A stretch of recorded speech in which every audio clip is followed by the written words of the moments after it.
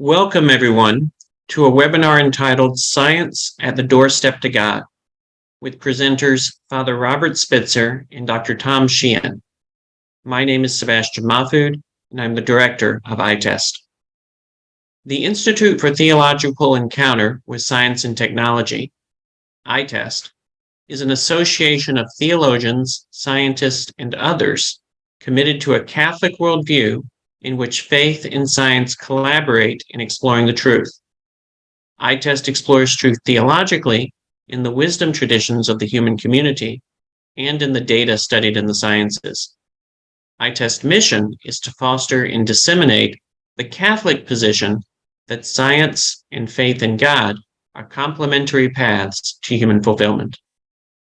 Before I introduce our first presenter, Annabelle Mosley, Third Order Carmelite, poet, and award-winning author of a dozen books, including, most recently, the Catholic bestseller, Awake with Christ, Living the Catholic Holy Hour in Your Home, How Keeping God Prayerful Company in the Garden of Gethsemane Can Change Your Life, will lead us in our opening prayer. Annabelle? Padre Pio's prayer to Jesus, agonizing on the Mount of Olives. In the name of the Father, and of the Son, and of the Holy Spirit. Amen.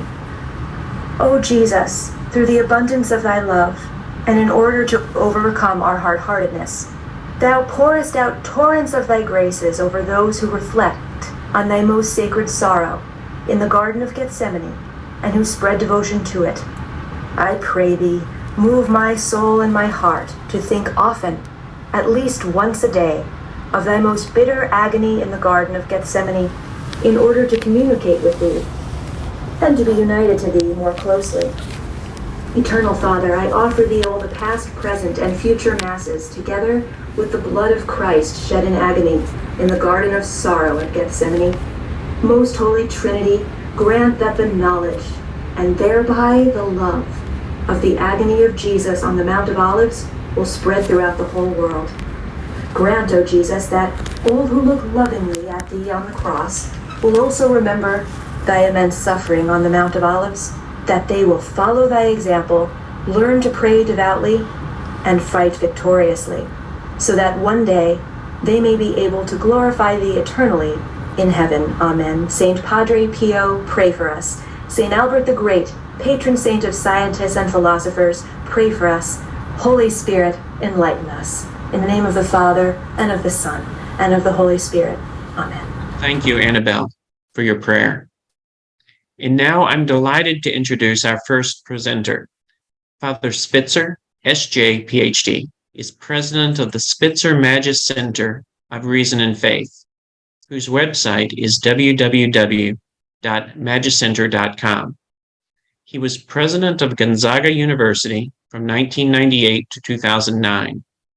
He is the author of 15 books, including the award-winning New Proofs for the Existence of God, and most recently, Science at the Doorstep to God.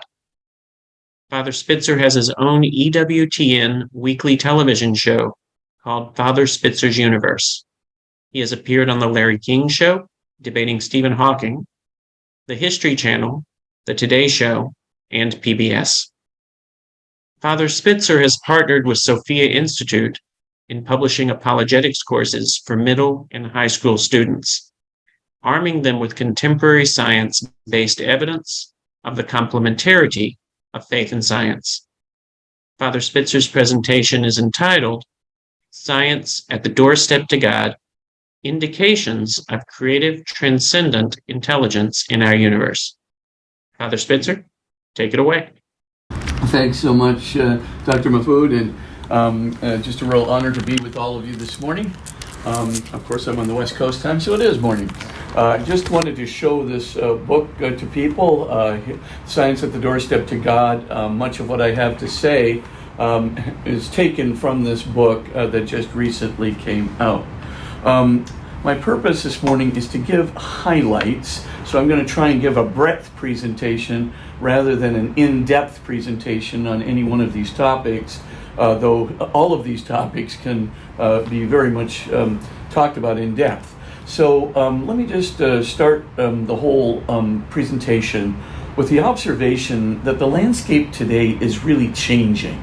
In other words, science has an openness to faith and to theism that we really haven't seen before, not even in the early 1800s. So I'm just going to take a look at a few statistics from the Pew Survey and from HCT, from the Finkelstein Institute, and others that put a little bit of perspective on things in a culture where our young people, in particular, commonly believe that most scientists are atheists. Nothing could be further from the truth.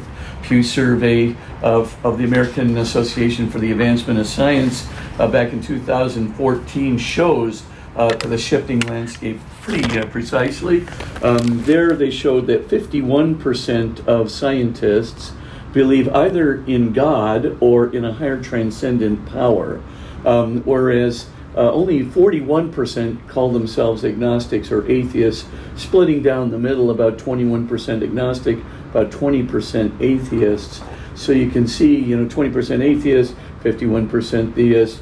That's a real differential from what a lot of the culture commonly thinks.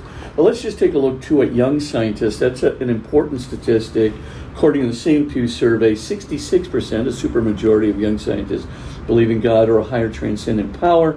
But you can see there that only about 15% are agnostic, 15% atheists. Taking a look at doctors out there, you can see pretty much that physicians are 76% theistic, believe in God or higher transcendent power. 2/3 of those physicians, by the way, practice their religion. So that's really quite remarkable. And then you can see whatever 12.1% are agnostic and 11% are atheists. And then if you take a look too at miracles, and I think this is true for doctors because they see miracles every few months in their own practice, you can see 73% believe in miracles past and present. So I just wanted to dispel one of the big urban myths that's out there, that scientists are atheists. They really aren't, at least if these four very secular organizations taking the survey are correct. So let's go ahead and take a look at the first area of changing landscape here. This is addressed in chapters 1 and 2 of Science at the Doorstep to God. First, I just want to take a look at what happened to the infinite multiverse. Just to go through a little brief history of what happened between 1981 and today. For a while there, most scientists prior to 1981 really did believe that a multiverse, an inflationary multiverse, would have to have a beginning. But then I'm just going to cut this into real short pieces here. The development of fractal universe, string theory, landscape, etc., looked like there was maybe even a possibility of an infinite multiverse. And once that happened, a lot of physicists kind of climbed on board and said, yeah, it looks like infinite multiverse may explain all of the fine-tuning for life coincidences that are in our universe. After all, in an infinite multiverse with eternal inflation, you don't need a beginning because the inflation's eternal, and you could have an infinite number of bubble universes where just about any scenario could take place. And so, there really aren't any fine-tuning coincidences. Three things happened since about 1997, 2001 going forward. The first thing that began to happen is, I'm going to take this a little out. Well, no, I'll take it in order, but the PowerPoint is a little off. The first thing that happened were Boltzmann brains and brief brains. Now you're probably thinking, what in the world is a Boltzmann brain? It just means simply that this is a hypothetical entity, but it is so much more probable than our universe with its lavish amount of space, its a huge amount of mass energy spread out so smoothly over the panoply of the universe, etc. If you take a look at that, the odds against that universe, even the odds against the low entropy of our universe, are 10 raised to the 10 raised to the 123 to 1, etc. So now that's a huge number, like a monkey typing the entire corpus of Shakespeare by random tapping of the keys in a single try. How we got that level of low entropy, we're going to discuss a little bit later. But right now, what's key to see with the Boltzmann brain problem is because our universe is so highly, highly, highly improbable, it is much, much, much more likely in an infinite multiverse that you are a Boltzmann brain. That is to say, you are a brain that has fluctuated into existence with all of your memories of being in an organic universe already set there in your brain, and your belief that you're in this beautiful universe and living in it with people who look just like you. The odds are much, much more likely that you're a Boltzmann brain than living in a universe like ours. In fact, the odds are so great that it's almost a flat-out zero that you could be in our universe. You must virtually be a Boltzmann brain. That's the probability differential is so vast, so different. Well, of course, physicists got on board, and at first it was kind of a laughing matter. But then it wasn't such a laughing matter anymore, and serious physicists, even Sean Carroll, had to take it seriously. He basically responded to it, and in several articles. But then the problem of brief brains that would happen not in a thermal vacuum, but in a quantum vacuum came up. So if you weren't a Boltzmann brain, well, you certainly were a brief brain, and but you certainly weren't a human being living in a universe like ours. People had to take that seriously, and that really, really challenged the likelihood that we're living in an infinite multiverse with eternal inflation. But then Stephen Hawking came along 2018, and he wrote a very interesting article with his partner Thomas Sheehan. And the article was named "A Smooth Exit from Eternal Inflation." Now, that's kind of a pun on things, but it just basically means that the smoothness of our universe is a highly problematic thing. But what Hawking was trying to say is that the smoothness of our universe indicates that we could not have come from a fractal multiverse. Now, the reason the fractal multiverse comes up is the fractal multiverse is the kind of multiverse that could be infinite. Our kind of thermal inflationary multiverse that's been postulated, that's not going to be an infinite universe. That's going to wind up having a beginning, as we'll see when we talk about the Board of Lincoln and Guthrie. But for the time being, what Hawking noticed was this. In essence, our universe could never have been generated from an infinite fractal multiverse. It just could not have happened. And indeed, says Hawking, he goes on to say, first we see no evidence of any kind of fractal remnant, and secondly, even if we were generated from an infinite fractal multiverse, there'd be no real differential between quantum and classical physics as we have in our universe. So he and Thomas Sheehan basically denied the possibility of eternal inflation. That's why he says a smooth exit from eternal inflation.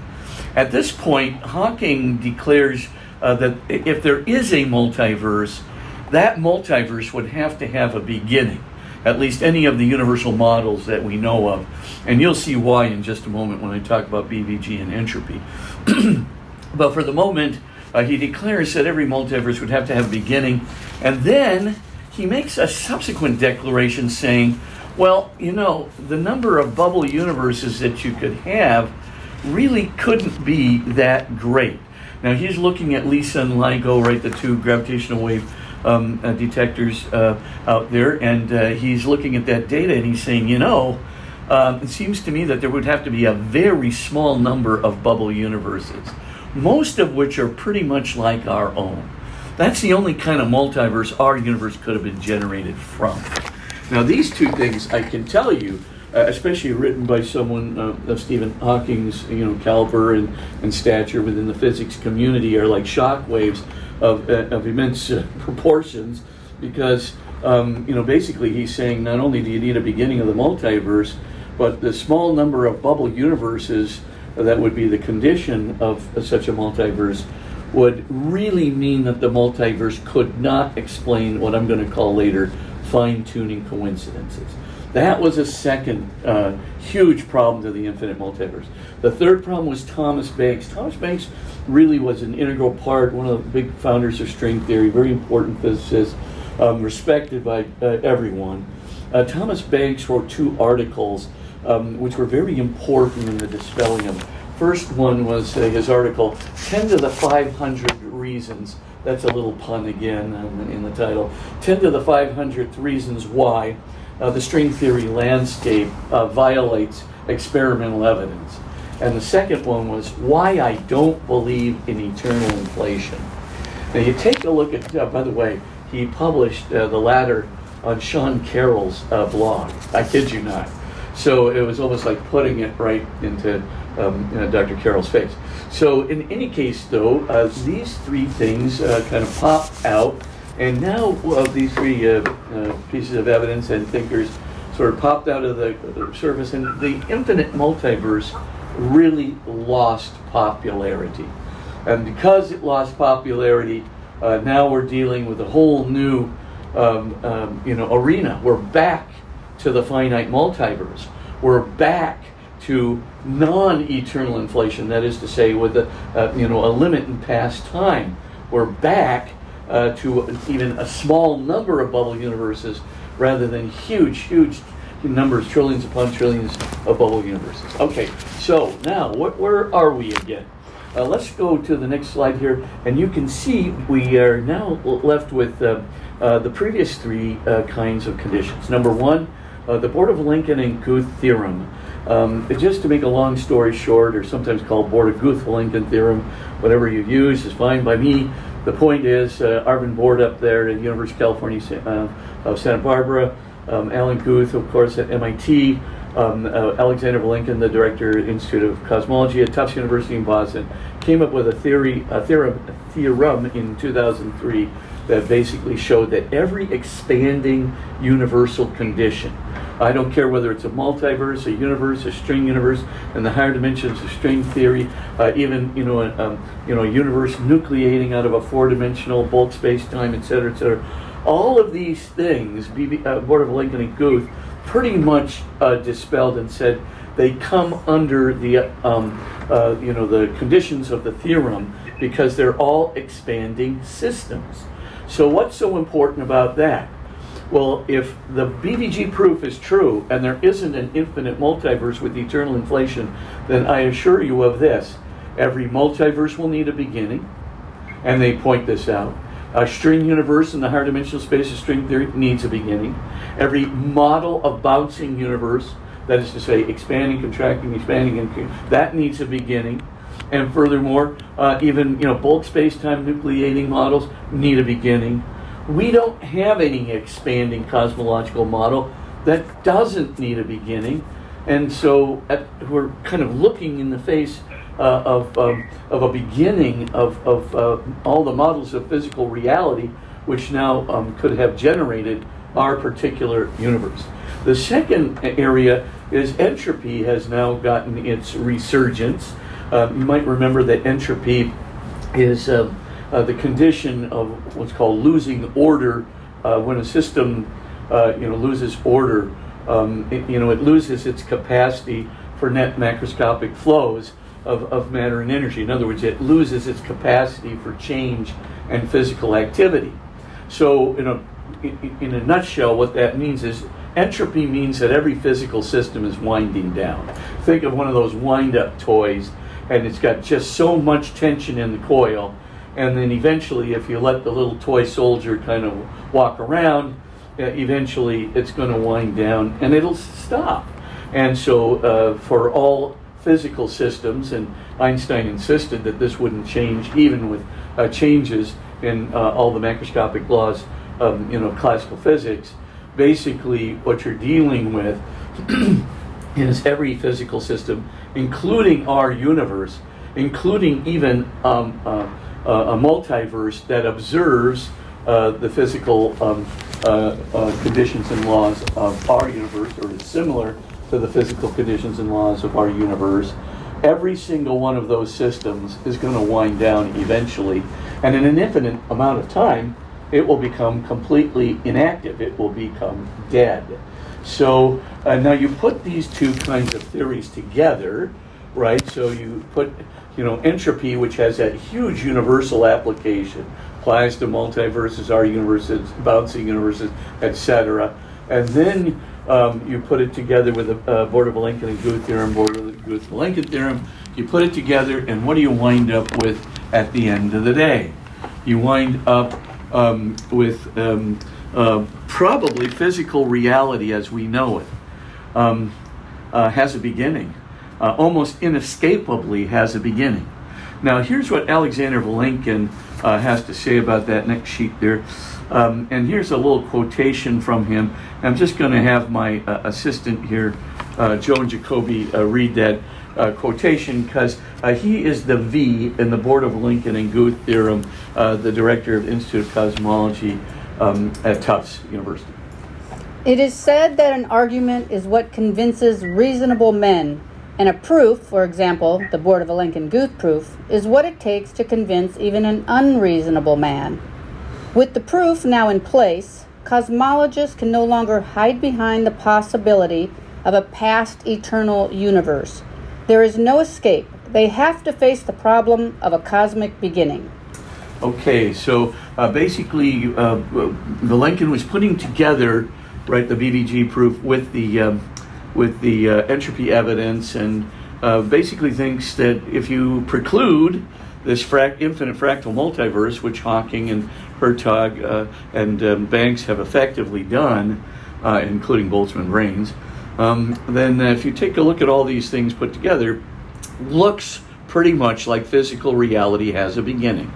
So let me just look at the consequences of that in 4 little steps here, where you can see that this really does have a huge significance. And you can see why some of these younger physicists and physical chemists are moving toward theism or a higher transcendent power, more so than the older generation. Let's just take a look at the 1, 2, 3, 4 of this. First, a beginning of physical reality. When I say physical reality there, whatever cosmological model you're talking about, you want to talk about a multiverse, a bouncing universe, a higher dimensional space string universe, all right, a nucleating bulk space-time universe, etc., whatever you want to talk about there, physical reality prior to the beginning would be non-existent. That's the point. So at some point, if all the multiverses, string universes, etc., if they all are resolving to a beginning, something utterly fundamental that doesn't go back to something else, some other multiverse of multiverses, even if they have a beginning, if you finally reach a point of a fundamental beginning, then prior to that beginning, why, physical reality would be nothing. Literally nothing.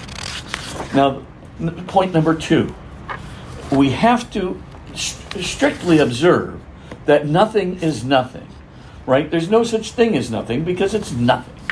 And you can't sneak something into nothing.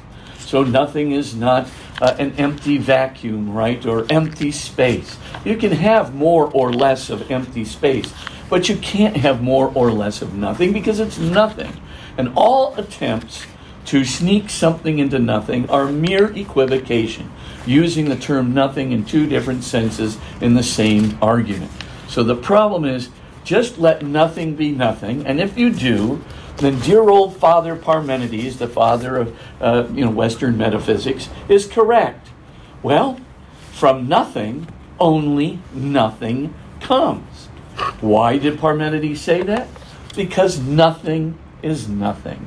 And the only thing nothing can do is nothing. Good. Once that's straight, we go to number 3. So if prior to the beginning, physical reality was nothing, then the only thing physical reality would be able to do as nothing was nothing, because it was nothing. And if that is the case, then then physical reality could never have moved itself from nothing to something when it was nothing, and therefore something else would have had to move itself from physical reality, from nothing to something. And if it did so, it would have to transcend physical reality. So there's got to be something that transcends physical reality, transcends physical reality space-time, that moves it from nothing to something. Okay, so if that's the case, that's something else. Let's just, for the moment, just call it a transcendent creator, for lack of a better word. But a transcendent creator is not in our universe. It's not in physical reality itself. End of step one. So now, having looked at this, the fine-tuning arguments, this is our next slide, become very, very relevant. Remembering what Stephen Hawking said about a very limited number of bubble universes in a multiverse. So if that is the case, let's start examining here. Some just very quickly what some of these fine-tuning coincidences are. We have what we call free parameters, right? And when we talk about physical laws, there are some things that are free parameters. They could have any value. But it just so happens in our universe, even though these free parameters, and I'll give you some examples in a second, even though these physical realities could have had any number whatsoever, it just so happens that they have the exact right numbers in order to have life in our universe. Now that it just so happens is so highly, highly, highly, exceedingly improbable that essentially you're looking at either you have to have trillions upon trillions of bubble universes, or you're going to have a cosmic designer who is highly intelligent. Okay, so I'm just going to give you some examples, and then you can sort of see how that works out. Let's take what I mentioned a little bit earlier, the low entropy of our universe. So you look at that, and as Roger Penrose at Oxford calculated a long time ago, the entropy, the low entropy of our universe is so much against the odds. It's literally a double exponent. It requires a double exponent to express it. It's 10 raised to the 10 raised to the 123 to 1. Now, I don't have to tell you that there's a lot of zeros in that. As a matter of fact, there's so many zeros in that double exponent that if every zero were 10-point type, our entire solar system could not hold that number. It goes far beyond our solar system in 3 dimensions. So it's the same odds, basically, as I said, as a monkey typing the entire corpus of Shakespeare by random tapping of the keys in a single try. It's safe to say that this is highly improbable. You would be, of course, very shocked if you gave the monkey the assignment to type out the corpus of Shakespeare, kept him fed for a couple of months, walked back into the room where he's been randomly typing on the keys of the typewriter, and found Hamlet in perfect folio condition, followed by Macbeth, etc. You might say to yourself, wow, that's really improbable. Or somebody helped the monkey, who was highly intelligent and had a very good knowledge of Shakespeare. Now, the point that I'm trying to get to is this. Is this explicable by any other means than an intelligent designer? Well, at one time, there really was such a possibility. Before Stephen Hawking and Thomas Hertog got their hands on the multiverse and limited the number of bubble conditions. But if Hawking and Hertog are right, that there is probably a very small number of bubble universes, most of which are like our own, those numbers of low entropy are they're inexplicable. It's almost like God's gift to physicists in the 21st century. Go ahead, guys, explain this. It really is the most vexing thing. It doesn't cry out for an explanation. It screams out for an explanation. And if the number of bubble universes is limited, the explanation begins to look more and more like an intelligent, transcendent, some form of transcendent intelligence. Let's just take a look at a couple more examples, and you'll get the point really fast. The weak force constant and the gravitational force constant relative to our cosmological constant, if you varied that just by 1 part in 10 to the 50th, then we would either have the universe exploding continuously from its inception, which parenthetically is really bad for life form and life form development.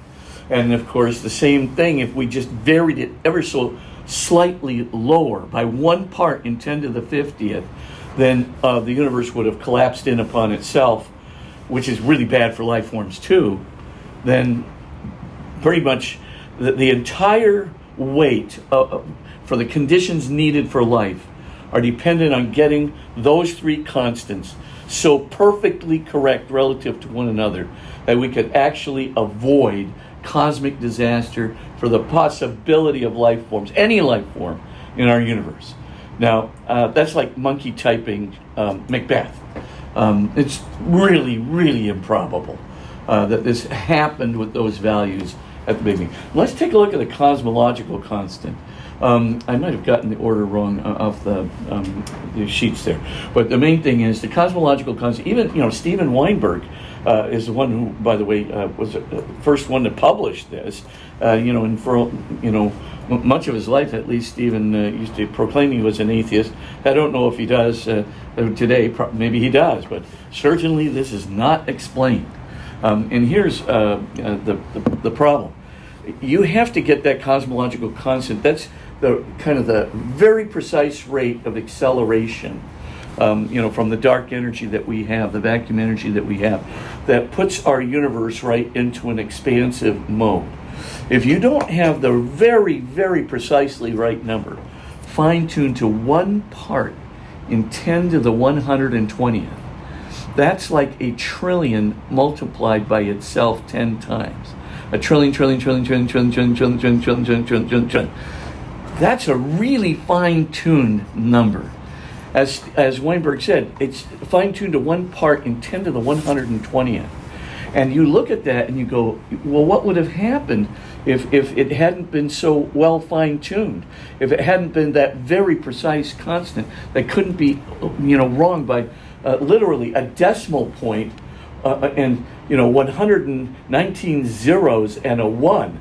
I mean, this infinitesimal fraction off by higher or lower, then we would see the same consequences as we saw earlier. Either the universe would have expanded hugely, explosively, and quickly, prohibiting the formation of any kind of stars and galaxies, or the universe would have collapsed in upon itself into a black hole where the entire universe was being crushed into 10 to the minus 33 centimeters, which both options are exceedingly bad for life forms. Wow, maybe we're really, really lucky. You get the point. And, I could give you other examples. There's another example there of 3 of our constants for the electromagnetic force, right? The mass of the proton, the mass of the electron, the electromagnetic charge. If they're just off by, we live at the brink of, convective instability in our universe. Just at the razor's edge of convective instability. So if those 3 constants are off by 1 part in 10 to the 39th, that's a decimal point, 38 zeros and a 1. Just that far off, higher or lower, little fraction off, higher or lower, then either every star in our universe would have been a blue giant incinerating everything bad for life forms, or every star in our universe would have been a red dwarf, in which case everything would have frozen. Very bad for life forms. All I'm saying is, wow, is this universe super fine-tuned for the emergence of life. But it's so highly improbable. At the end of the day, what we're really dealing with when you put all the constants together is not 10 to the 10 to the 123 to 1, but something akin to 10 to the 10 to 1 to the 124 to 1, which is so improbable that even if you take into consideration every possible coincidence, as Roger Penrose calculated, it'd still be pretty close to 10 to the 10 to the 123 to 1 against. How are you going to explain that without 10 to the 10 to the 123 bubble universes? If that really is part of the condition of the Hawking-Hertog formulation for the emergence of our universe, that have a limited number of bubble universes, then, the most probable solution is something akin to what Sir Fred Hoyle called a supercalculating superintellect. Let me just go, advance really quickly. Probably many of you were aware of Sir Fred Hoyle. He was the skeptical, kind of atheistic gadfly of the physics community for at least 3 decades anyway. He was, when Lemaitre came out, well, by the way, it was a priest who came out with the Big Bang Theory, right? Father George Lemaitre in 1927. People think it's Edwin Hubble or Slifer, other people, but no, in fact, it was a Belgian priest named Lemaitre, and Father George Lemaitre. But anyway, the long and short of it is, when he came up with his theory, Sir Fred Hoyle renamed it the Big Bang Theory, because of course he wanted to make fun of it. But then after a while, what Hoyle began to see, even in his own exploration of the carbon atom, he could see that the preponderance of carbon so necessary for life in our universe, and even the resonance levels of life in our universe, was so vastly improbable that toward the end of his life, like Hawking, he reversed his previous skeptical position. And this is what he said. I'll have to do a paraphrase. Actually, Joan will go ahead and read it for you. Would you not say to yourself, some supercalculating intellect must have designed the properties of the carbon atom? Otherwise, the chance of my finding such an atom through the blind forces of nature would be utterly minuscule. A common sense interpretation of the facts suggests that a super intellect has monkeyed with physics, as well as with chemistry and biology, and that there are no blind forces worth speaking about in nature. The numbers one calculates from the facts seem to me so overwhelming as to put this conclusion almost beyond question. So we find ourselves in a very interesting position today in the world of science and physics, especially in light of Stephen Hawking and Thomas Banks, but the Boltzmann brains are equally important. When we put all of these things into light, what we see is that it looks like not only did physical reality have a beginning, and that means as a multiverse or a string universe or whatever it may be, but that beginning implies some kind of a transcendent creator beyond the nothingness prior to the beginning. And then it seems that transcendent creator is highly intelligent indeed, because it would have to fine-tune the universe, the low entropy of our universe, the cosmological constant of our universe, all the constants for the 4 forces in our universe, Planck's constant, all the other constants that we have out there, the speed of light constant. Everything has to be so very exceedingly precisely refined and precise in its selection, that really an intellect, a super calculating super intellect, is probably the best solution that we have out there today. Indeed, a probabilistic conclusion, but so interestingly, one that seems to be part of the progression of science and cosmology. And so I think maybe young scientists may have that in mind. Young scientists also, explaining the 66%, they may have also these near-death experiences, which I'm going to talk about in a moment. They may also have a sense of the miraculous in nature, and may even have a sense of their own religious experience. So let's turn to a second big topic, the soul. But, God, scientifically speaking, God is certainly not improbable from the vantage point of physics. God, or an intelligent transcendent creator, seems to be a likelihood from the vantage point of science. At least that's a reasonable and responsible belief. Okay, let's go now to very quickly the whole area of transcendent soul. As many of you know, for a long time, materialism seemed to have the big edge in science, and a lot of people thought that basically we're reducible to atoms and molecules, but those atoms in turn were reducible to protons, electrons, and quarks, and quantum systems, and so forth and so on. And so eventually you could do what might be called a materialistic reduction, and that would be enough. Of course, quantum mechanics and quantum theory certainly did pose some problems with just going to a straight materialism, but let's say physicists were not stringent up until the 1980s, with that little problem of quantum collapse and so forth. Okay, now all of a sudden we see three things that became very popular starting in the late 70s and 80s. I'm just going to go through these things very, very quickly with you, but start with near-death experiences first, and then I want to go just very briefly into terminal lucidity, and then into intelligence in hydrocephalic patients. But spend my majority of my time on near-death experiences just because of the limitations of the seminar. All right, so beginning in the 1970s and 80s, we began to see a series of research that was being done, especially in with respect to cardiological research, where people were being resuscitated, brought back, and they reported seeing all kinds of things when they were dead, which of course spawned an entire group of researchers doing really good research. Right, they were doing longitudinal research in multiple countries, with a very good research apparatus, double-blind, testimony, the testing of vertical data after the fact, and putting it in very good peer-reviewed journals like the Lancet, Great Britain's #1 medical journal, or a Journal of Resuscitation, and so forth.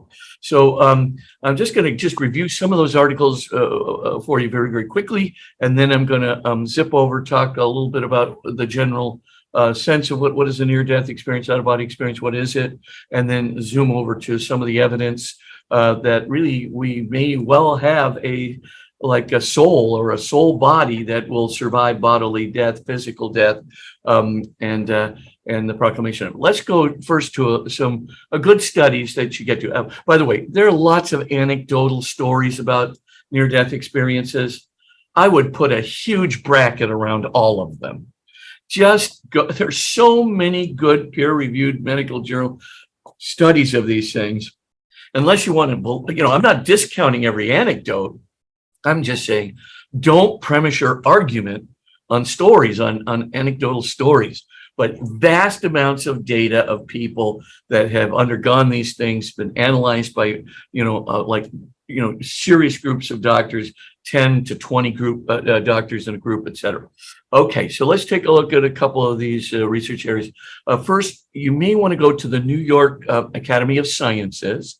They just recently in 2022 had an interesting declaration in their proceedings where a team of about 27 scientists got together, and they began to do, as it were, a peer review of all kinds of peer-reviewed research that had been done, in the Journal of Resuscitation, or the Sandparton thing, or in the Lancet, and so forth. So they Bruce Grayson, Pim van Lommel, etc. So they did this peer-reviewed thing, and they came out with this kind of shocking thought that published in the New York Academy of Science Proceedings, that there's a real credible possibility that your consciousness is going to survive physical death. You wouldn't have seen that 10 to 15 years ago in any scientific journal, just saying. And things are really changing these days. Again, an openness, like we see with the young scientists, et cetera, landscape is changing. Okay, the reason that they say that is because of the various studies that they looked at in peer-reviewed medical journals. This seemed to be a very, very strong, credible possibility. Samuel Parnia, I'm just going to skip to the next one there. In his article, his study at the University of Southampton in England, that was published in the Journal of Resuscitation, 2,060 patients, he came up with, a huge controversy. I think it was 50 patients, where it was absolutely naturalistically inexplicable that consciousness did not survive bodily death. I'm going to talk about the 5 evidence points for that in just a moment, but this is really well done. And that's an article worth going to, and it's available free of charge right on the web there. So if you just put, Parnia, near-death experiences, Journal of Resuscitation, it'll come right on up as a freebie. Okay, let's go to the third area. Pim van Lommel's great study in the Netherlands there, excellent study, published in the Lancet, as I said, Britain's #1 medical journal. This comes to the same conclusion. Really important conclusion. I'll get to the evidence that all of these guys use in just a moment.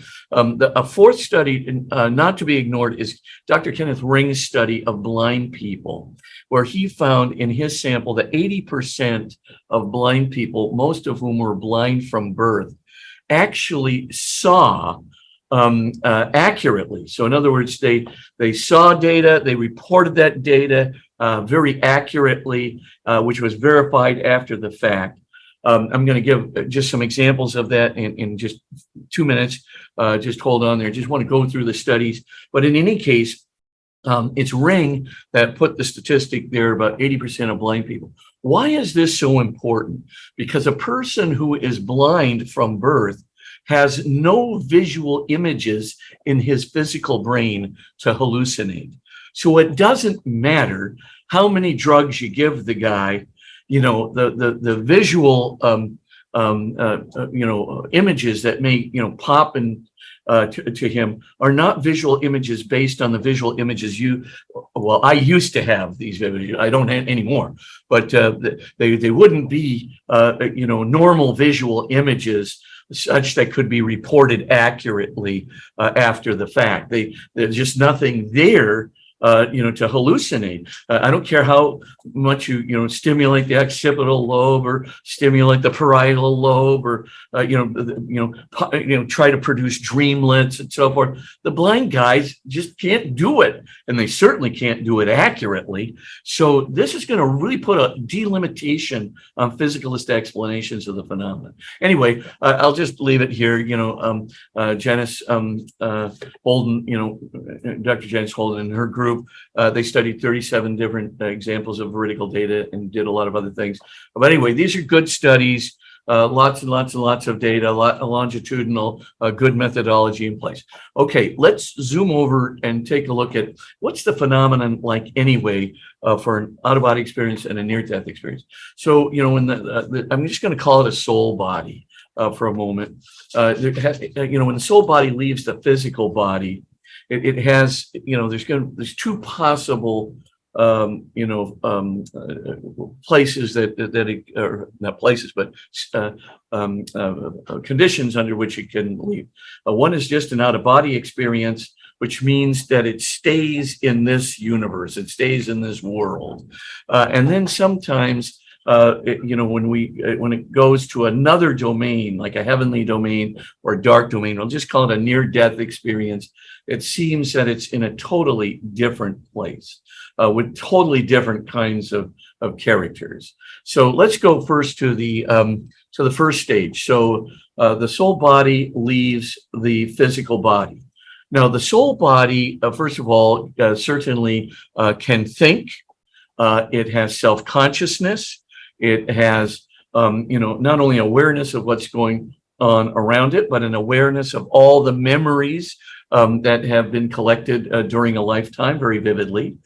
This soul body can not only see, it sees 360-degree panorama, right? So you can see what's going on behind you, to the side of you, not just where your eyes are pointed. It has, capacity for hearing, and it's not in any sense conditioned by physical processes and forces. So it can go through walls, no problem. It can defy gravity, etc.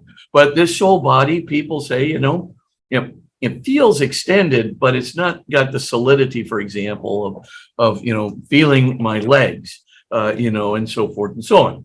Okay, so the long and short of it is this happens, and while it's in the OBE phase, that's out of body experience, oftentimes the person will go outside the hospital. I'll talk about this in a moment.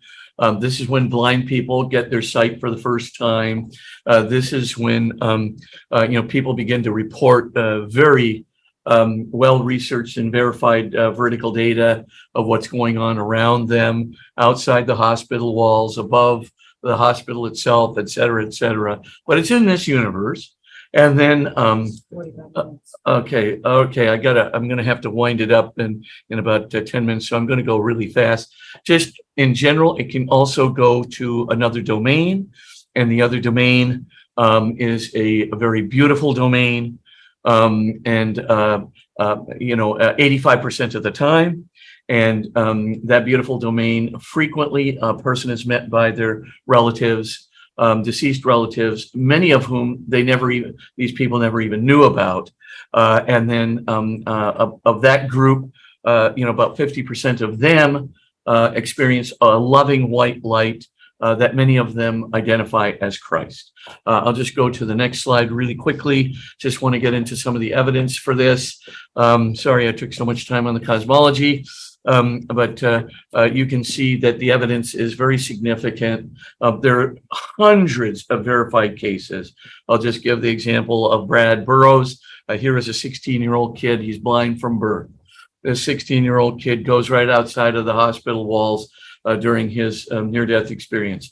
As he's out there, he says, wow, I noticed snow for the first time. Now I see what it really looks like. I heard the crunch under my feet, and I knew people told me it was white, and now I know what white looks like, and so forth and so on. So he's describing all of these things, and he says, I saw these grooves in the snow, and I just thought, I'll bet those are train tracks, because of course he'd heard about train tracks and so forth. And he saw the grooved tracks. He saw that they were going through the snow up to a big grove of trees, and then banking to the right. Sure enough, a train comes by just as Bradley is standing out there, not feeling, of course, the cold, but definitely seeing and hearing everything. Sees this train passing by, and it's got a huge sign on the back of it with an arrow pointing to the right. Now, all trains have a train schedule, and that schedule can be perfectly coordinated with the time of Brad's heart attack and 27 seconds after, when, of course, his brain is at flat EEG, that is to say, no electrical activity in the brain, no electrical activity in the frontal and cerebral cortices, and just some sputterings of neurons in the very lower brain. So all of a sudden, he sees this train passing by, and he describes it perfectly, and it goes right by the hospital. It goes right into toward the grove of trees, turns right into that grove of trees, and that's exactly what happened. How would the blind kid be able to describe this kind of visual data so perfectly if he were not outside the hospital in another form, because his body with his physical eyes are laying there. And of course, he couldn't have physically hallucinated them. I rest my case. So there's tons of these examples. As I said, 80% of blind people see. By the way, there's testimony, when people see deceased relatives. So you go to the near-death experience stage, and you meet your deceased relatives and friends. Then you can pretty much see that they report testimony very often, which like young kids, they simply wouldn't have known these relatives, and yet they report who they are, what their nicknames were. They actually see everybody in this beautiful world. They see them, as 30-year-olds. They looked like when they were 30, and then for those that go into a dark world, that's about 15% in the Atchison studies, but maybe about 22% in the Parnia studies go to a darker place. And that darker place, in the case of suicides, frequently that would be something like, loneliness, emptiness, alienation, or if somebody was, cruel, evil, etc., sometimes a very horror-filled evil place with people like themselves. Okay, so just switching over.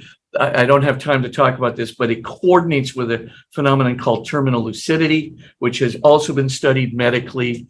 And I will just say that terminal lucidity as a whole pretty much says this, about 2 hours before death, not every patient, but many patients, as Rudolf Tanzi would say, many patients actually experience, he's a Harvard researcher, basically a resurgence of their intellect. And even though they don't have any brain to speak of, or hydrocephalic patients that have lost 95% of their brain, they're down to 4 or 5% of their brain, and in some cases down to 1% of their brain, manifesting normal IQ and even genius level IQ globally and verbally, during this last 2 hours before death. Or sometimes in the case of hydrocephalic patients, they're sitting there in a classroom with 95% of their brain filled up with spinal fluid and no possible physical explanation. Their physical brain could not be producing these statements, this IQ, et cetera, et cetera. There has to be some other locus of thought and consciousness during that time. And then you coordinate that with the near-death experiences. Now you can see once again why a lot of doctors and a lot of young scientists are saying, hey, wait a minute. Physical reality isn't all there is. There's so much more to all of these things. I don't have, the capacity of time right now to explain all of them. Of course, it's in the book, shamelessly advertising it, Science at the Doorstep to God. But also some of the topics that I didn't talk about, if you could just flip to that last slide. Some of the topics I didn't talk about concern, philosophical proofs for the existence of God.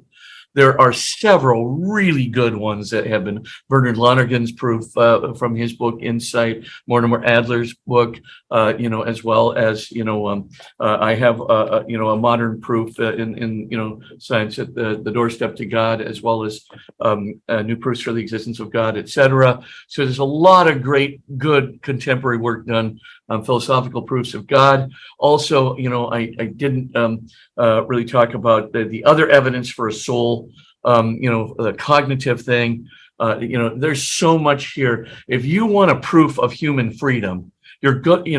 The soul is the only way you're going to escape from materialistic determinism. But the fact is, the evidence for a soul now with terminal lucidity, intelligence of hydrocephalic patterns, all these good peer-reviewed studies of near-death experiences, New York Academy of Sciences, et cetera, you put it all together, and all three transcendental conditions of human freedom are now shown to be really within the realm of a scientific validation. And so one of them is cognition, the transphysical requirements for cognition, the transphysical requirements for self-consciousness, and the transphysical requirements for what I call transcendental knowledge, awareness of perfect truth, love, goodness, beauty, and home, as well as having religious consciousness and conscience. John Henry Newman's proof of conscience leading to God. All these things, when we put all of them together, we can see that all three of these conditions necessary for human freedom are right there, invested in all the research that's been done on the soul, the research that's been done on the transphysicality of human cognition and self-consciousness. These things are all in the book. Alas, I don't have the time to talk about it. And we put in an appendix too on, our first parents. When did they come? When did our first and soul parents live? And also the possibility of aliens. Anyway, I'm sorry for going over time here, but I just want to give a general overview of the fantastic evidence. And why is it that so many scientists are finding an openness now to transcendence and to God that never did so before? Thanks so much for your kind attention. Well, thank you so very much, Father Spitzer, for this incredible presentation. I am pleased to introduce our second presenter, Dr. Thomas Sheehan, Director Emeritus of ITEST, earned BS and PhD degrees in physics from the Massachusetts Institute of Technology. During his 45-year career as a research physicist, predominantly in energy sciences, he worked for various industrial and national laboratories. Currently, he is chairman of the Science and Environmental Policy Project. In the 1990s, Dr. Sheahen wrote a textbook introduction to high-temperature superconductivity. More recently, he wrote the book Everywhen, God, Symmetry, and Time, which stands at the intersection of faith and science, and asserts that mankind's limited capabilities have led to a deficient and weak perception of God. Dr. Sheehan's presentation is entitled The Importance of Father Spitzer's Science at the Doorstep to God. Dr. Sheahen, take it away. Thank you very much, Sebastian. Yeah, everybody, I'm pleased to be able to follow Father Spitzer with some commentary about why this is such an important book. If you listen carefully to Father Spitzer, the one thing that you would have surely caught was that he keeps coming back to science. The science is a source of supporting evidence for all the things that we regard as important, such as the creation of the universe, God's creation of the universe, and the presence of a human soul. So I've got some slides here to share, and let's see if I can just do this very quickly. Oh, heck. All right, we'll go here. Share. Let's see, slideshow from the beginning. Oh, there we are. And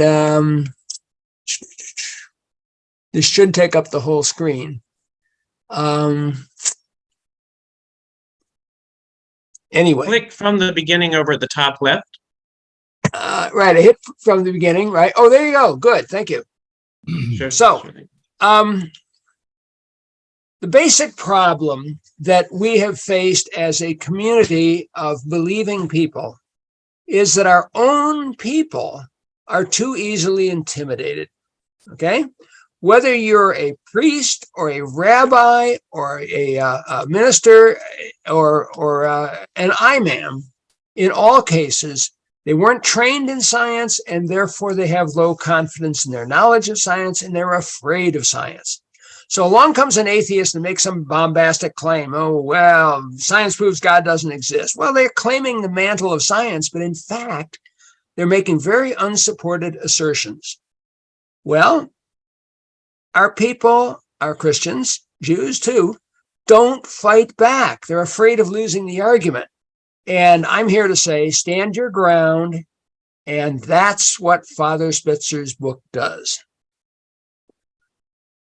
You have to realize that science is on our side. The scientific method is the combination of reason with observations. If you have a good education in science, it becomes very clear.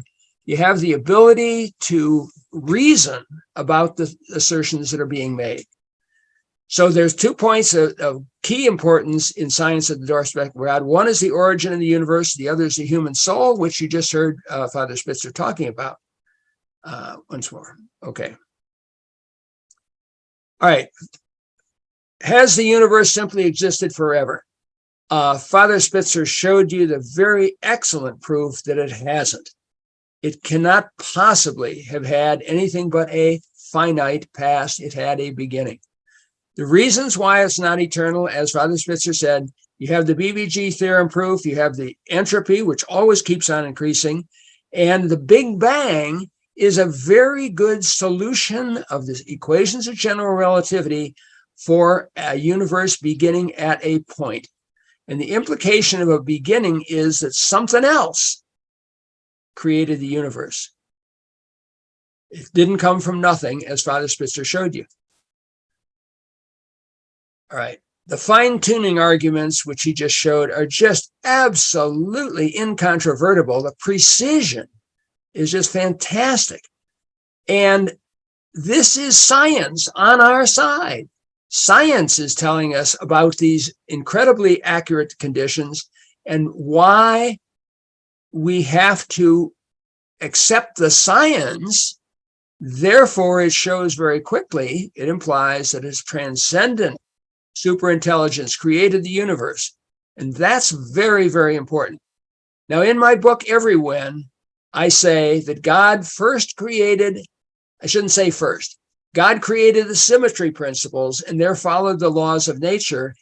And as St. Augustine told us 1600 years ago, God created space and time together. So time was a created entity. Time wasn't always there. Time was a created entity, which God did. You come to what's called a reasonable and responsible conclusion. And Father Spitzer has been very clear about this. What you achieve is not a mathematical proof of an argument, but rather an informal inference. The quote from Vilenkin about what will convince a reasonable man or an unreasonable man is very important. And Cardinal Newman was the one who coined the phrase informal inference back in the 19th century. but you wind up with evidence that is so good that you just have to accept this as the conclusion. Well, these alternative hypotheses for the universe, you had the bouncing universe, you had the inflationary cosmology, and these things all fail because of the reason that you have to have low entropy at the start, and therefore with low entropy, it had to get that there somehow. It had to be very well ordered, and the fine tuning is still required no matter what kind of crazy universe you envision. Well, envisioning a cyclic cosmology or one of these things has no explanatory value if it has to be just as fine-tuned as the universe we live in. So what's the point?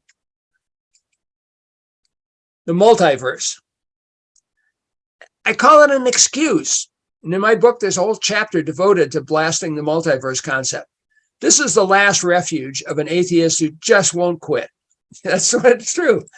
The claim goes that our universe is the one that got lucky. But when you look carefully at that hypothesis, you find that, first of all, the observational data opposes the idea. So it's very anti-scientific. Even more fine-tuning is required, which defeats the purpose of opposing a multiverse. There's going to be an infinite number of universes, and you get clones. This was another thing that Vilenkin showed in a paper in about 2010 or so. As Father Spitzer mentioned, you have these absolutely incredible concepts like Boltzmann brains. It's just, these things, no one would believe the necessary consequences of there being a multiverse. And what's worse, it isn't even science. There's a characteristic of science called Occam's razor, which basically says you don't go around festooning your theory with all kinds of extraneous, unobservable stuff. That's not the way you do science. To do science, you have to have something which is the simplest explanation of the data. We've got data about the universe, and it's pretty impressive.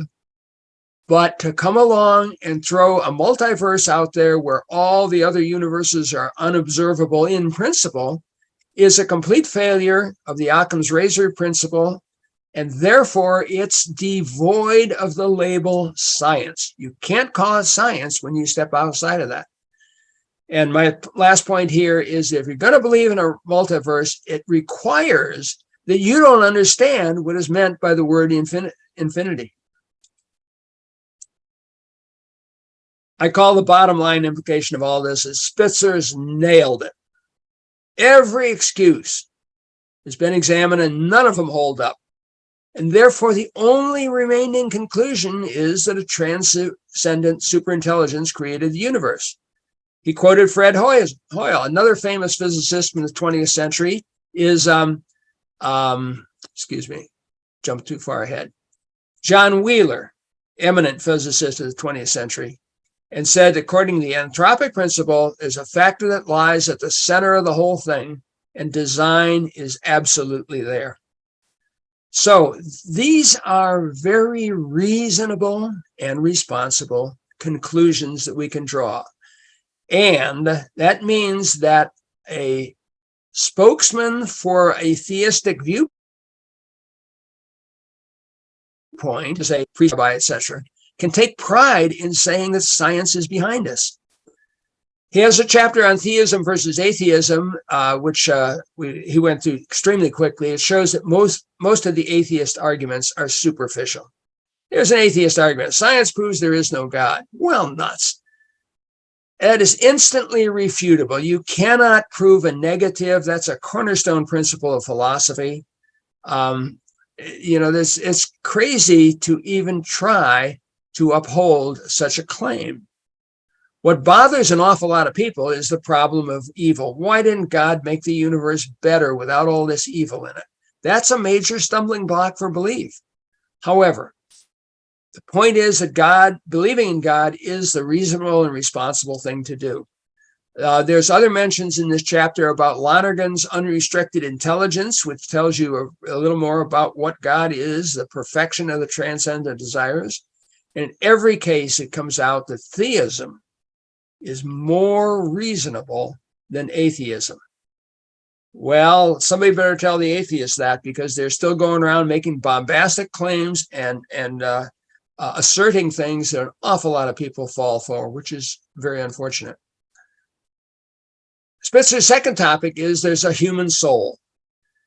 We've known from the time of St. Thomas Aquinas, Lonergan, and so forth, we've got a clear understanding of what is involved in the human soul. But the modern day atheists claim that it's just an epiphenomenon of the brain. Once again, this is one of these hand-waving arguments. You're not supported by observation. You just say it. It's an epiphenomenon of the brain and hope that nobody notices. But unfortunately, when you look at these claims, the superficial arguments fall apart. Spitzer has come at everything from a scientific approach. And that's important. It's important for all of us to recognize that this is the right way to approach these issues. You use the scientific method and you cite the observed evidence. Everything he talked about in near-death experience shows that. Terminal lucidity, hydrocephalic intelligence, same thing. The point is, from all those studies that you saw on his slides, they're real. You cannot brush it aside. And that's why so many people in the medical profession in recent decades have come over to a theistic point of view. They may not know much about God, and they're not sure, and they don't know if this or that religion is the right place to go, but there sure is a higher power that's behind the whole universe. So we can conclude that there is in human beings a consciousness which goes beyond the brain, and it's demonstrated by scientific observation. It's important to recognize that, and it wasn't true a century ago. We didn't have the quality of data and the carefulness that we have today. But our own people, priests, rabbis, ministers, have to understand that the scientific observations are what allow us to conclude that God created the universe and that man has a soul. One property of the soul is the intellect. The mind really is something more, something other than just a collection of molecules. And this isn't just a religious claim anymore. It might have been a religious claim 500 years ago, but now it's a scientific finding. We've found there is something more than the body. And Spitzer carefully examined these things, not only in his presentation today, but throughout his book. It's an excellent book. Human thought really is something different from what all the animals have. It's unique, it's different, it's more. And it's a higher level, it's a closer approach to God. There's a lot of linguistic analysis has been done in the last 3-4 decades. A guy named Noam Chomsky got a chimpanzee, which he named Nim Chimpsky. And then he demonstrated the contrast and the differences between human thinking and the highest level that animals are able to do. You can't reduce consciousness to a physical process. That's very, very important. Way back in the 20th century, a lot of people just kind of assumed that that was probably the case. And that's where all your atheists really came from a generation or two ago. But in the late 20th century, the philosophers looked very carefully at the relationship between physical processes and consciousness and found you can't get there from here. Human self-consciousness really is unique.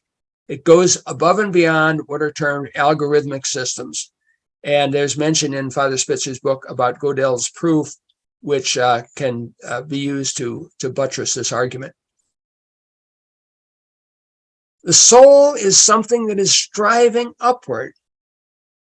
The properties of the soul really do go beyond the body. The soul and body interact, and the word we have for that is hylomorphism. But in the will, which is a real thing, people are drawn towards that special feeling of something other, the numinous. And this brings about a sense of religious experience in all kinds of people. You have 5 desires. Everybody has these desires, and they're transcendental. They go beyond what we have, what we can achieve. Truth, love, justice, goodness, beauty. These are common to everyone. They're part of the human being, which is above and beyond the material. The human will is freedom. There are distinct properties of the soul and of the body, and sometimes the body desires compete with the wishes of the soul. But the will is capable of making a decision that overrules bodily desires. That's really quite different from the animals. And that's a very important point to realize about human beings, and a point that needs to be taught everywhere. So here's the points that are so important from Father Spitzer's book, and his other books too have shown the universe isn't eternal. It's finite in time. A century ago, people thought it was eternal. Einstein and all those other guys in 1923 were saying, oh yeah, the universe is eternal. However, what's been shown now is the universe was created. It was done by a transcendent, supreme being with incredible superintelligence. Also, humans really are different from animals. A century ago, even 50 years ago, people were very sloppy in their care of thinking about that, and they kind of figured we were just a high-level animal. But the human soul really does have an intellect, which is capable of original and creative thinking. You won't find that in animals. The human soul has free will, which is able to balance competing forces. And these make us different from the animals. We really are something more. Well, the key teachings in all this, I hope you learned from listening to Father Spitzer's presentation today, but also by reading his book, is that you shouldn't be afraid of science. Science is on our side.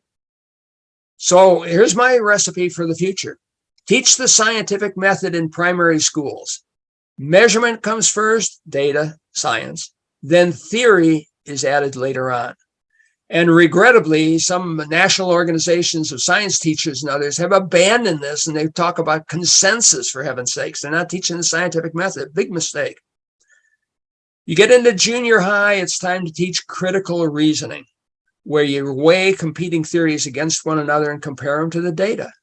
Honestly, Euclidean geometry, which many kids regard as boring, is a terrific way to develop critical reasoning skills. When you get into high school, you should teach the unifying principles of each science. What you want to do is not give kids a whole bunch of stuff to memorize, but the objective is to prepare them for what will come at them in the future. Think of a kid in 1923. What should he have learned to be ready for space age, the advances of computers and so forth? You couldn't teach that stuff in 1923 because nobody imagined it. But you could teach, if you were a sharp teacher, how to prepare a student to reason and think in a scientific way so as to handle new discoveries. At every level of education, you should stress how science validates and reinforces what our faith tells us. And finally, when you're dealing with collegians or seminarians, the science education is essential to retain emphasis on the unifying principles and fundamentals. And that's something you've got to have them achieve. And to do that, you're going to have to make some curriculum changes.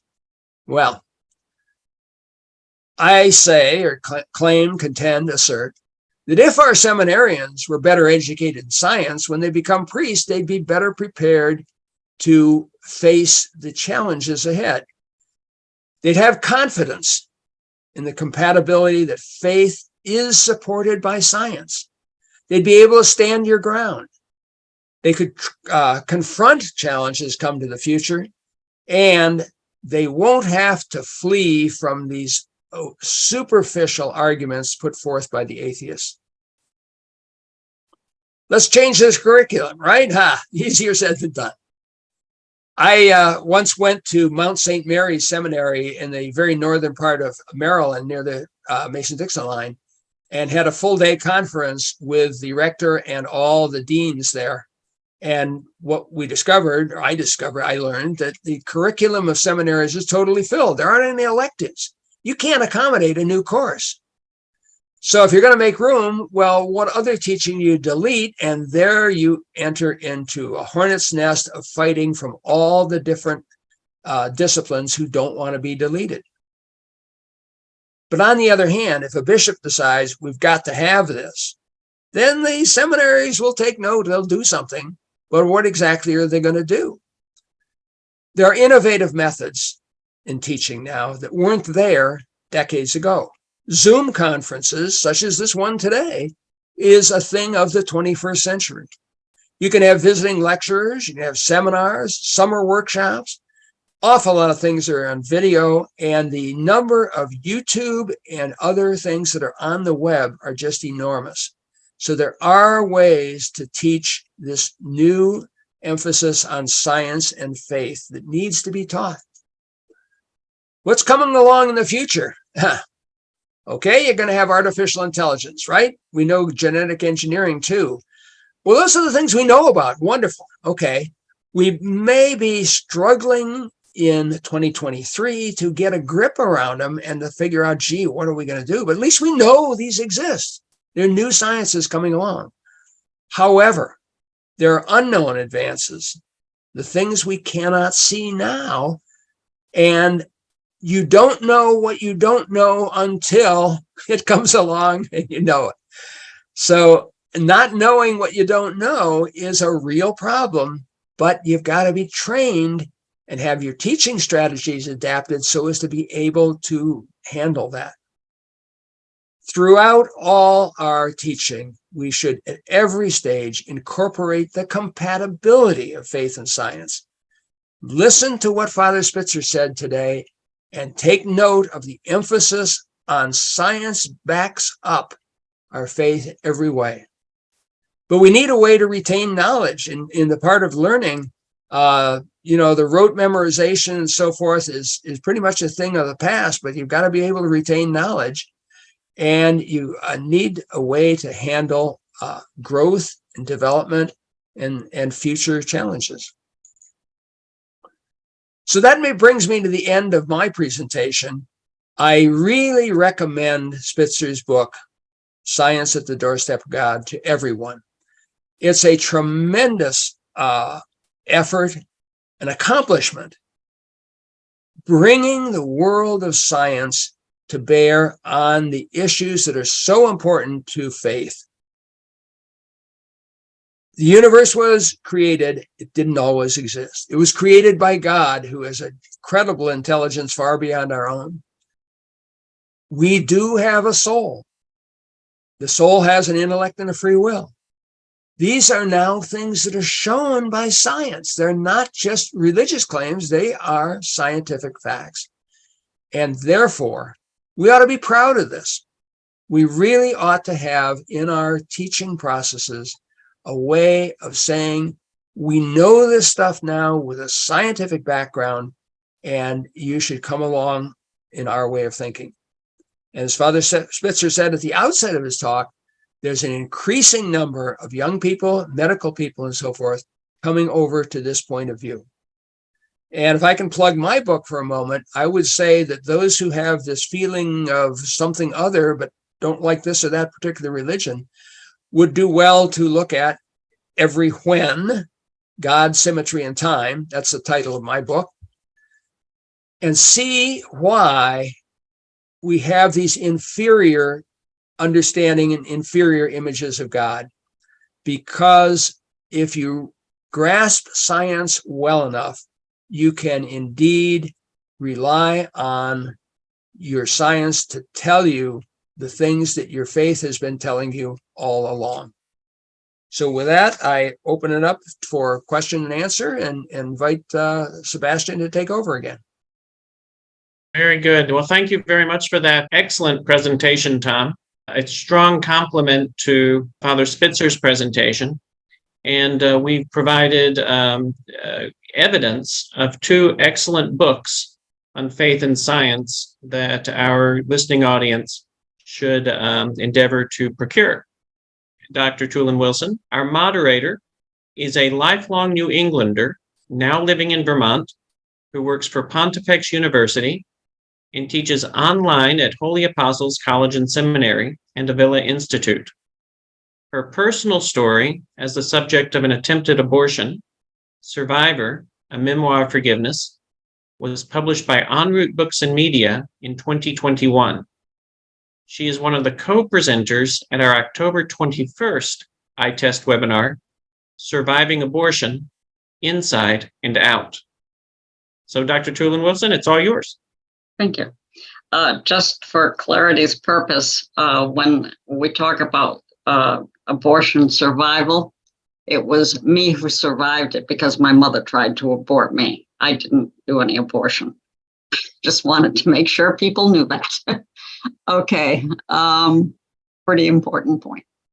Okay, so if metaphysics and physics are not in correspondence, there is a big problem somewhere. It's not actually a question, it's more of a statement, but if either of you would want to address that. Sure. Well, metaphysics and physics are in correspondence, and I didn't go over that very well. Tom did to some extent. It's in chapter 3, which looks at the philosophical evidence for God.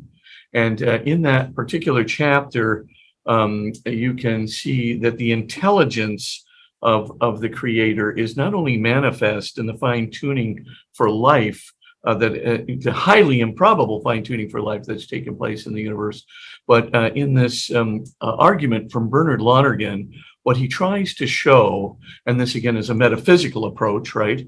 What he shows is that, look, there's going to have to be some kind of an uncaused reality in the whole of reality.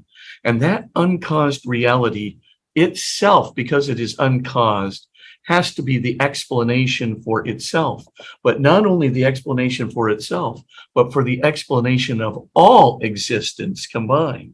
And if it is the explanation of all existence, not just the existence we see in the world around us, but every form of existence in this universe and some other universe, for the whole of everything, including the uncaused reality itself, then that uncaused reality would have to be the complete set of correct answers to the complete set of questions. And if that is the case, then, as we might say, this being is completely intelligible. That is to say, it is thoroughgoingly the answer to every question that can be posed in any condition whatsoever. Lonergan goes on then to say, well, how could that be? How could you have a complete set of correct answers, complete set of questions? Could that be a material reality? And he shows, of course, that there are all kinds of conditions to material reality. And that means not just individual material realities like that proton or that electron, but to universes and even multiverses. Multiverses can't be the complete set of correct answers to the complete set of questions. It can't be completely intelligible. And he gives a series of reasons that are discussed there in chapter 3. Then he goes on and says, well, wait a minute. Could it be some other kind of transmaterial reality, besides, multiverses and universes? And he goes on to say, only if the transmaterial reality is it has to be, get this, an idea of complete intelligibility itself. Anything short of the idea of complete intelligibility would have to be precluded from being the uncaused reality. Then he goes on to say, well, what is this idea of complete intelligibility, the complete set of correct answers, complete set? What is it that can, as it were, contain an idea of complete intelligibility? As he proves very assiduously, it has to be an unrestricted act of thinking, an unrestricted act of understanding itself. And then he goes on to show that an unrestricted act of thinking must be one and only one.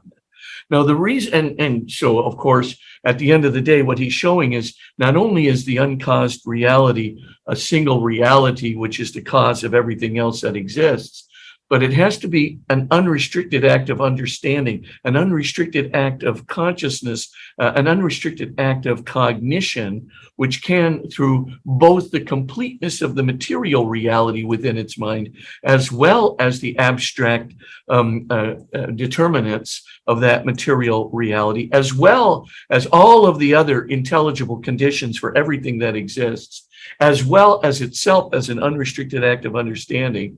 That's what God is. Now, that's a big act of consciousness. And as you can see, it correlates almost perfectly with what we have in chapter 2, when we talked about the fine-tuning coincidences, right? Those the highly improbable fine-tuning of our universe. So there really is a perfect dovetailing between metaphysics and physics, as Lonergan and the fine-tuning coincidences and all of the physics and science we've been talking about, they find a real coalescence right there. Can I add a footnote on that? Sure. This is, let's see if I can hold it. It doesn't show up too well. This is Lonergan's book. And on page 672, he proves the existence of God. If the real is completely intelligible, God exists. But the real is completely intelligible. Therefore, God exists. About a 25-word proof, preceded by 672 pages of very careful and thoughtful epistemology. So if you want to tackle Lonergan, you're in for a real effort. But when you come to the conclusion he draws, it's well worth it. So back to you, Cynthia. Okay, this is for Father Spitzer. Does your book discuss the origin of life and the necessity of information, in parentheses, a non-physical entity, to be encapsulated in the DNA and RNA in order for any cell to exist? Well, it doesn't discuss that particular DNA RNA problem, though what the questioner is saying is absolutely correct. There is a kind of transphysical information that is required for that to occur. Rather, my book really looks at it from the physics side. I've just got another book coming out from our Sunday Visitor. It's a book really on the Bible, but it's called Science, Reason, and Faith, Discovering the Bible. And in that book, I do talk about the non-material component. Now, in chapter 3 of this book, where I talk about Lonergan's proof there that we were just looking at, I also talk about non-material realities like ideas or information that are absolutely essential, not only for the creation of the universe, because there's all this information, like all the equations of physics. You look at that, and of course, they're not equations out there, but they're actually laws out there that are so complex and relational and mathematical that they are describable in terms of equations.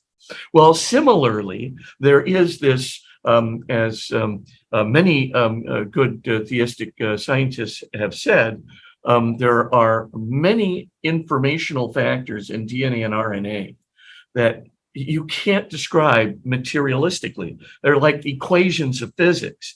They're like symmetries, or they're like different interrelationships.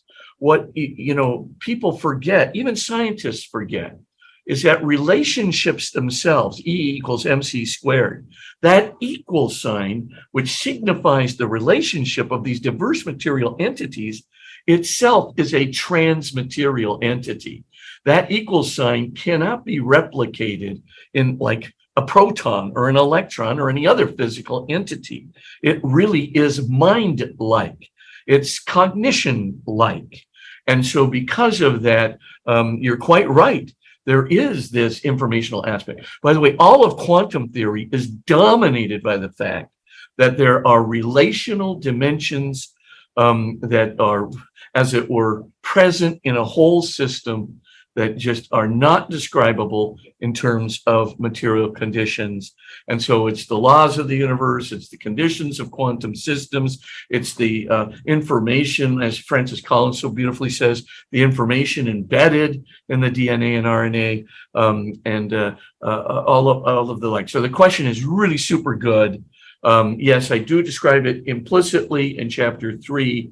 We don't do it explicitly, but in that other book that's coming out in later this month or next month, it's called Science, Reason, and Faith: Discovering the Bible. You can get a whole lot of that data right there. From Karen Page to both of you. Father Spitzer referred to aliens as a subject he didn't get to today. Could he give us a headline or two of how he believes that this connects to today's topic? Certainly after the July 2023 congressional hearings on the topic, there has been more buzz about the implications. Well, I'll just do a quick thought, Tom, unless you want to begin, because you've got a really good answer to this. Do you want to begin? Well, basically, I look at the alien situation as something that's of such low probability that we don't have to give any thought to it. And aliens out there who could look for us have to look in an incredibly narrow window that's only 100 years long. It's only been 100 years that we've been capable of generating radio waves that could go out into space. So an alien looking at the wrong time is going to miss us. And if you're scanning the skies over 1 million years or so, you won't find humanity, because we are in such a narrow window to be found. So I don't worry about aliens at all. Yeah, and even, from a hypothetical, thank you, Tom, right? But even if you want to argue for the sake of, argument, why not say this anyway? First of all, there may well be some alien life form, like a plant life form or a cellular life form or some other kind of very primitive kind of life form that's out there. After all, our universe is fine-tuned for life. Why wouldn't it happen in an exoplanet somewhere else? I've got no objection, and neither does the church. I mean, intelligent life, though, which has intelligence like us, that's a real problematic condition, because as you can see in the book, it's there's a lot of transphysicality to our process of cognition. I didn't get into Burrows and Chomsky's argument, for why there is something in human intellection and cognition that cannot be reduced to a physical process. David Chalmers has a very, very good, the NYU guy, who wrote a whole series of books on this, has given a very persuasive argument that's in the book as well, Science at the Doorstep to God, etc. So there's just a ton of difficulties with transphysicality of human cognition, and then transphysicality of human self-consciousness. This is what gets, people like Sir John Eccles and David Bohm, right? I mean, these guys are thinking, hey, wait a minute, self-consciousness is a real complex problem. And to begin with, in order to have self-consciousness, you have to have self-reflectivity. It's not just that I'm aware of the book, right? I'm aware of my awareness of the book, and I'm even aware of being self-aware, all at the same time. And how do you have two relative positions with respect to yourself in a physical system? Well, that's just the beginning of the problems. Chalmers articulates it in a variety of ways. Endel Tulving has a whole huge array of facts that basically points out these kinds of problems. So, and anyway, all those things are in the book. But the main thing to be aware of is that if there are aliens out there, this is my conjecture. They're going to have a soul like ours. They're going to have some kind of a transphysical soul that can do transphysical thinking, that can transcend Gödel's incompleteness theorems, that can have transcendental awareness of perfect truth, love, goodness, beauty, and home that Tom was describing, that can have some form of conscience, that can have self-reflectivity. And if they have a soul, I can tell you this, the soul did not come from a series of physical, materialistic processes and an evolutionary staging.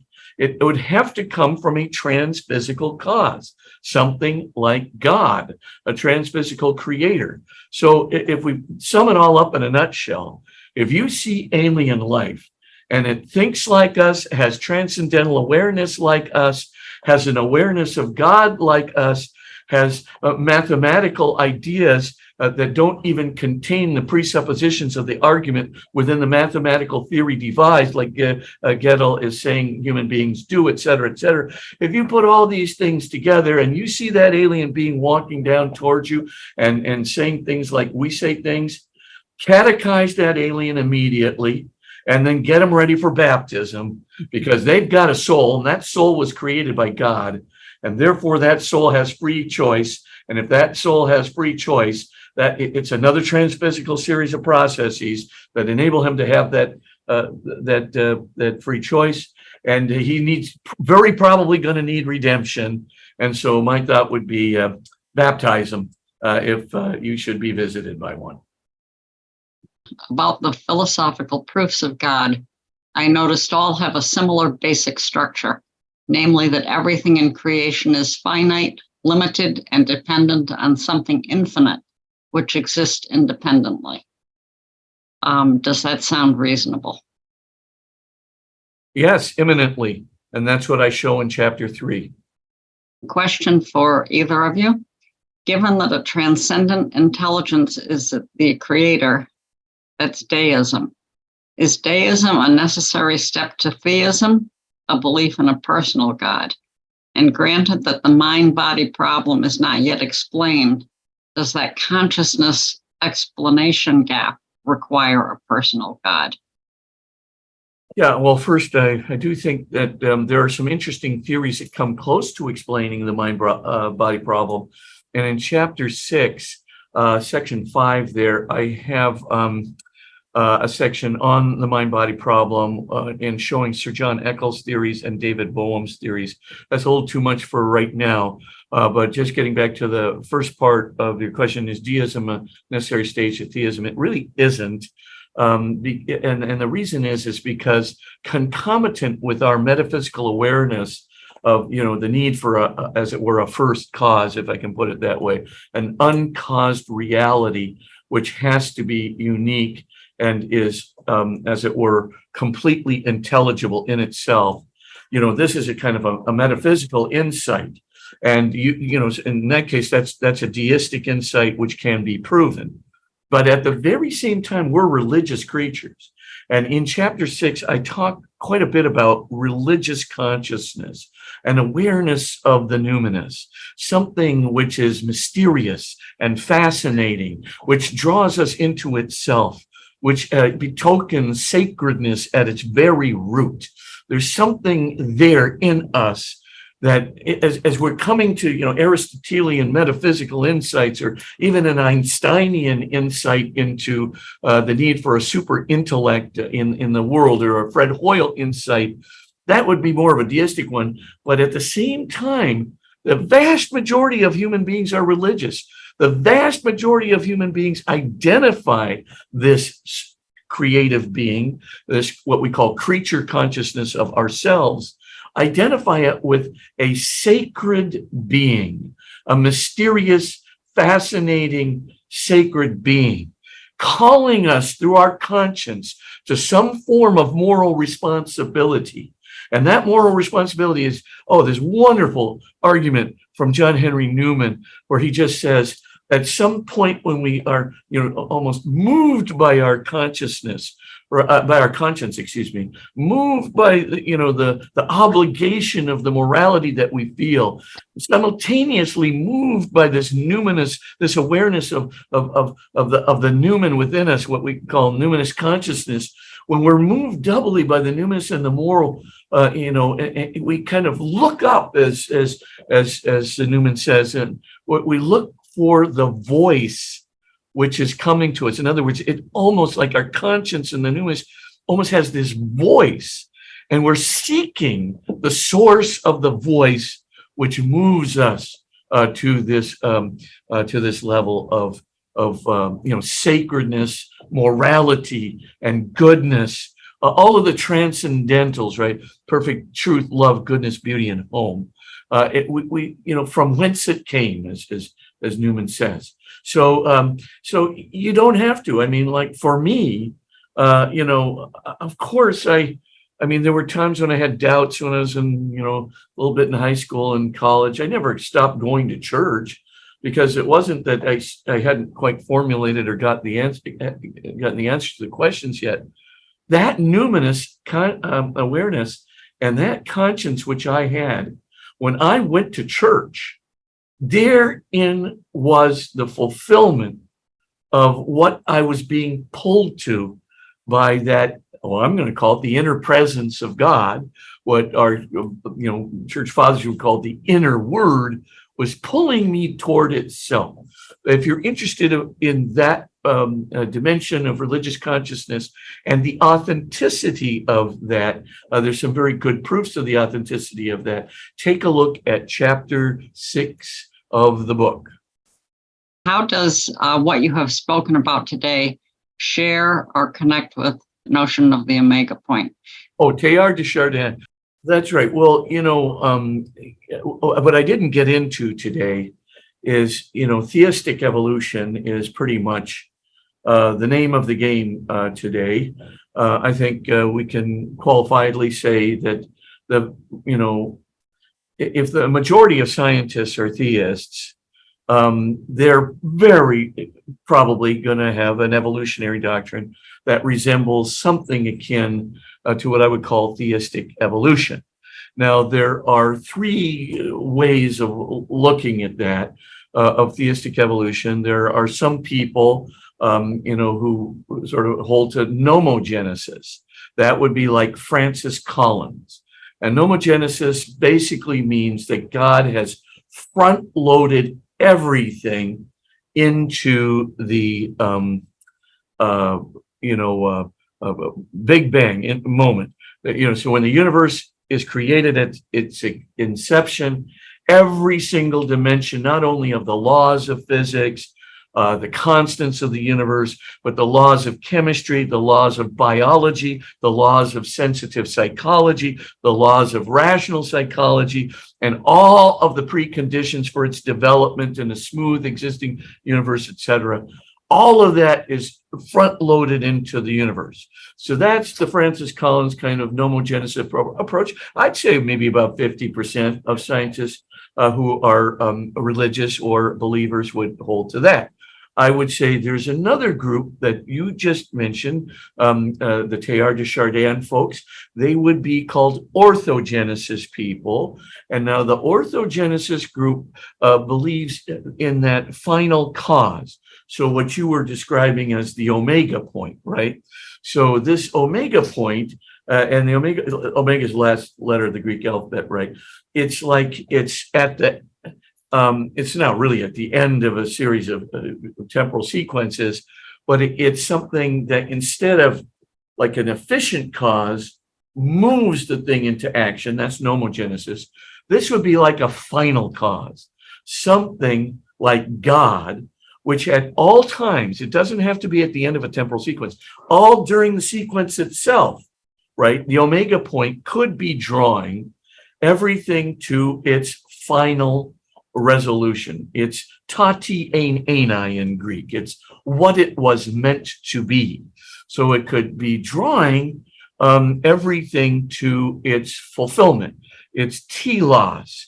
So this would be more of a teleological viewpoint. It's an orthogenesis kind of thing. And then there are guys like this very famous chemist, Michael Polanyi, who's also a philosopher. By the way, Sir John Eccles, he won a Nobel Prize in physiology, but he was also had a PhD in philosophy. But so these guys like Polanyi, they're what we might call nomo-orthogenesis. In other words, they believe that God front-loaded a whole lot of stuff into the universe, but that God, like an omega point, continues in the evolutionary process, especially in things like epigenetic phenomena, is bringing everything to its fulfillment. not just through the genes that were front-loaded, but even in the developmental epigenetic phenomena that occurs, in species and occurs also in the evolutionary history of the world. So the Teilhardians would be the orthogenesis kind of archetype, just a pun there. But Francis Collins would be a good example of nomogenesis, and no ortho would be Michael Polanyi or Sir John Eccles or somebody like that. I might add that there is a outlook that I share that takes note of the last words in first chapter of Genesis, that on the seventh day God rested. Doesn't say he quit or stopped. I don't think God is finished creating yet. I don't think he's done with us yet. I think that human beings may be the leading edge of evolution, but we're not the final state by any means. And the continuing relationship with God, in which we humans can help to co-create things in the future, I think is a very real opportunity and something that we need to be aware of. And I would hope that it would become part of our educational system to get people to realize that there's an awful lot ahead of us that needs to be understood and learned about. Dr. Sheahen? Yes. You said the human will is capable of overriding our bodily desires, and that this is fundamentally different from what animals can do. How so? Can't animals learn delayed gratification or act in a way that protects other animals, even outside their species, at their own expense? What supports this claim? That is certainly true, and there have been a number of good books on that subject because of cooperative behavior seen in animals and things like that. Mm-hmm. But it's not quite the same as making a informed, rational decision that I want to do this rather than that because of some motive that is entirely within the soul, within the intellect. That is of a different qualitative level. And just a footnote to that great answer, Tom, there's some good material on this. The work of Dr. Herbert Terrace shows, and Tom cited this earlier on, Dr. Herbert Terrace actually shows that ape speech does not in any way replicate human speech. And the reason is that it does not go back to an abstract thinking process. Noam Chomsky and Robert Berwick, who Tom again cited, those two fellows show that human linguistics, along with Herbert Terrace, are very different from animal linguistics, like in Nim Chimpsky, right? He can learn 150 words of artificial, sign language. But the problem is Nim Chimpsky can never do any syntax, can't do any predication. Nim Chimpsky can't distinguish between dog bites man and man bites dog because he has a purely associative linguistic process. So the word next to the other word, next to the other word, et cetera, is the way he does it. Human beings actually do what's called triadic hierarchical linguistic processes. And these require abstract concepts. So, for example, in the last 200 words I just uttered, in the last 200 words that I just uttered, we only have just the word, and even that is not a perceptual content. What thinkers do is they distinguish between two kinds of words, two kinds of ideas, perceptual ideas and conceptual ideas. A perceptual idea has a perception as its referent. So like a banana hanging from a tree is correlated with my sign language sign for banana. And of course, Nim can get that. He can get 150 of those kind of things. Rock and rock. right? The American Sign Language for rock, etc. Those are perceptual ideas, but they are not abstract ideas. They can't stand for groups of things or completely abstract operators or transcendental concepts like, or super abstract concepts like similarity, different, cause, effect, etc., etc. All of these super high abstract concepts, NIM can't get any of them. Now, in the last 200 words I just uttered, bet you that about 195 of them have no perceptual referent whatsoever. They're abstract concepts.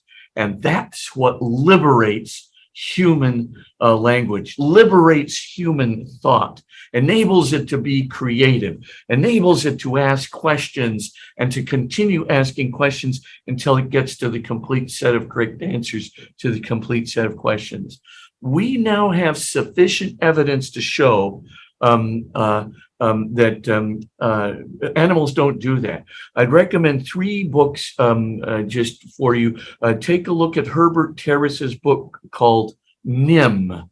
And of course, that's about Nim Chimpsky. Take a look at a book that Massachusetts Institute of Technology Press just came out about 4 years ago or so by Robert Berwick and Noam Chomsky called Why Only Us? Why Only Us? And take a look at another quick book called Autonoetic Consciousness. It's by Herbert Terrace, edited the book, but the article is by a guy named Endel Tulving. So autonoetic consciousness is basically the ability to move our self-consciousness into the future or back into the past. So those are some references. If you ask for the proof, I think you'll find it adequately shown in those books. Dr. Tulin Wilson, we're out of time for the questions. Okay. Thank you, especially Father Robert Spitzer and Dr. Tom Sheehan, for your excellent presentations. And thank you, Dr. Cynthia Tulin Wilson, for leading our Q&A. In conclusion, our closing prayer will be led by Dr. David Keyes, a long-standing ITEST member and author of 2 important books. The first, Discovering the Fullness of Reality, How Partial Truths Obscure the Union of Faith and Science. And the second, Exploring the Belief in the Real Presence. Dr. Keyes? It's been a wonderful webinar. And I'd like to say we do this because we realize that so many of our young and even older generations are losing their faith because of science. They think that science leads one away from God, and in reality should lead one to God. So I have a prayer, and it's based loosely on Romans chapter 1, verses 18 to 28. So here we go. In the name of the Father, and of the Son, and of the Holy Spirit. Amen. Almighty and powerful God, since creation, you have made visible your invisible qualities, your eternal power, and your divine nature. These truths can be clearly seen and can be understood from what you have made. More and more is being understood daily as science deepens its knowledge of your ways. Yet are those who suppress the truth for their own reasons. Although they claim to be wise, they have become fools and have exchanged the glory of you, our God, for the glory of science. As a result, their ways instead of your ways, so that they do what ought not to be done. We pray that their minds be opened up. We pray that those who do know the glory of you be unafraid to proclaim your glory to others. We pray for scientists, philosophers, teachers, and others to witness to those that do not see, do not understand. Almighty Father, send forth your Spirit to enlighten the minds of us all, that we may come to truly know you and your works. We ask this through Jesus Christ, your Son, our Lord. Amen. In the name of the Father, and the Son, and the Holy Spirit. Amen. Yeah.